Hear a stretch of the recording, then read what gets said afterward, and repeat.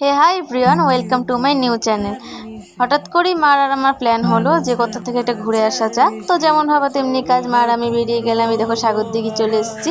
তো সাগরদিঘি প্রথমে আমরা ঘুরলাম, ঘুরে একটু বসলাম, গল্প করলাম, ওখানে অনেকক্ষণ টাইম স্পেন্ড করলাম। দেখতেও সুন্দর লাগছিলো তো বিকেলবেলার দিকে সাগরদিঘি। তো যাই হোক, সেখান থেকে সাগরদিঘি ঘুরে টুরে আমরা বেরিয়ে গেলাম একটা রেস্টুরেন্টের দিকে।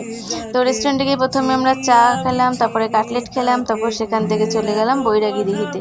বৈরাগী দিঘিটাই বেসিক্যালি সন্ধ্যাবেলায় খুব সুন্দর দেখতে লাগে, কারণ এখানে সব লাইটগুলো জ্বলে। তো লাইটিং দেখতে দেখতে দেখতে দেখতে আমরাও হাঁটলাম কিছুটা, গিয়ে তারপর ফটো ফটো তুললাম। তারপরে এখান থেকে বেরিয়ে আমরা চলে গেলাম মদনমোহন বাড়িতে।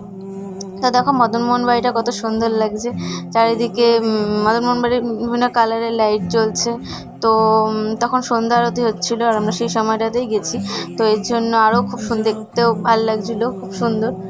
ও, বললামই তোমাদেরকে যে তখন সন্ধ্যা আরতি হচ্ছিল। তো সন্ধ্যা আরতি মা আর আমি দুজনে মিলেই সন্ধ্যা আরতি দেখলাম, তো বেশ ভালো লাগলো।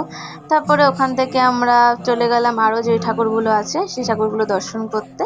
তো সব ঠাকুর এক এক করে দর্শন করা হয়ে গেছে আমাদের। সব মন্দির আমরা দর্শন করে, সব ঠাকুর দর্শন করে, তো যাই হোক আজকের মতন যাওয়া যাক বাড়ি। তো আবার নেক্সট কোনো ব্লগে তোমাদের সাথে দেখা হবে। আজকের মতন টাটা, বাই বাই।